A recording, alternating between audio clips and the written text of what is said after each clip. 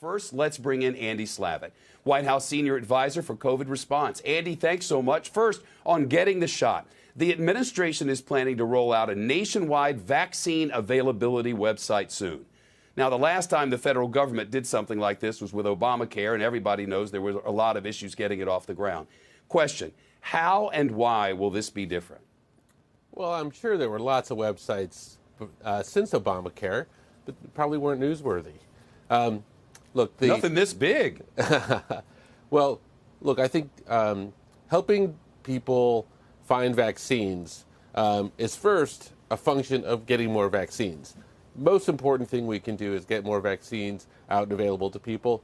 As you reported, we have more than doubled the number of vaccines being delivered every week. We've got more vaccinators, we've got more sites for vaccines, and that's important.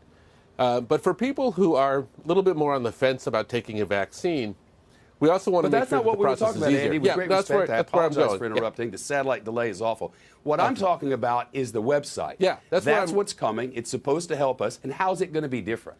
Well, this is where I'm going next. There are a set of people who will, trample over everything to get and find their vaccines. But where we're going next, to people who are a little more reluctant, we've got to make the experience easier.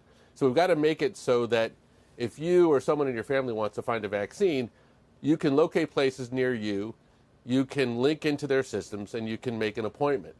So, yes, please. Yes. So that's mostly, though, not a function of bad websites that exist today. It's mostly a function that most places people look don't have enough vaccines. So as we fix that, it's going to become easier for us to say, hey, when you put in your zip code or tell us where you are, we can tell you where there's places near you that have vaccines, so you don't have to hunt and peck. Doesn't mean that it's going to be every day that there will be enough vaccines for every single person, but you should be able to get an appointment. It should be a lot less frustrating. Yeah, but there is more to it than that, because let's take Florida, for example. You go on the Publix website, or you go to the FEMA center, or you go to another pharmacy. There's so many different things. Is this going to bring it all together and make it easier for us or not? Well, the idea would be that if you put in your zip code, it would show you on a map all of the places near you that claim to have vaccines. Well, that would be a vast improvement. Yes, and then you might link into the Publix website, or you might link from that website into a Walgreens or a CVS website to actually make your appointment. You wouldn't necessarily need to make it right on that site, but we could at least show you where they were, bring all the websites together in one place for you. And that's the kind of thing that we're talking about. Yeah. Because all those websites open at one time, it'll drive somebody young and agile crazy.